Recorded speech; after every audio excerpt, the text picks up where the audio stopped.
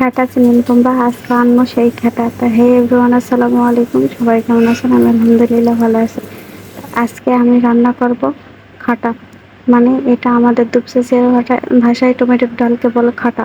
তো এখানে টমেটোর মধ্যে আমি সব ধরনের মশলা, মরিচ, হলুদ, পেঁয়াজ, একটু ধনিয়া গুঁড়া, আদা রসুন বাটা সব কিছু দিয়ে আমি ভালোভাবে করে পানি দিয়ে চুলার উপর বসায় দিলাম। দিয়ে এই তো আমার সিদ্ধ হয়ে গেলে এখন আমি এটা একটা ফাটা ঘুটনা দিয়ে এখন ভালো মতো এটা ঘেটে নেব।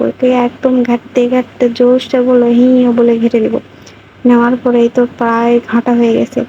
আরো ঘাটতে ঘাটতে এইরকম একটা যখন আসবে, তখন দেখবেন সব কিছু আউলে গেছে, তখন দিয়ে দেবেন এইরকম একটা ভর্তা মারা পাতিল দিয়ে 1 পাতিল পানি ঢেলে। তো পানি দেওয়ার পর এটা এখন বলকে নেব একদম সেই রকম থকবকা বলক উঠলে একটা কড়াইয়ের মধ্যে দিয়ে দেবো 1 মুঠ পেঁয়াজ। পেঁয়াজ দিয়ে দেখি চুলার মধ্যে আগুনই তো নাই।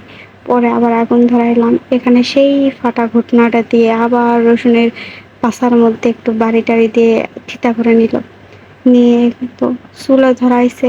ধরানোর পর অল্প একটু তেল দিয়ে এই তো তেলটা গরম হয়ে গেল, পেঁয়াজ টিয়াজ সব দিয়ে এখানে একটা তেজপাতা, ওই যে মেয়েদের জীবন যেরকম বিয়ে করার পর তেজপাতা হয়ে যায় না, সেই রকম একটা তেজপাতা দিয়ে সাথে একটু জিরা পাঁচফোড়ন দিয়ে ভালোভাবে মানে ভেজে নেব। ভেজে নেওয়ার পর হয়তো যে ডালের পাতিল দেয়া ছিল ওষার মুখে একটা বড় ডেক্সির মতো নিচ্ছে না একটা পাতিল, ওই পাতিলের মধ্যে এখন ঢেলে দিব পেঁয়াজগুলো।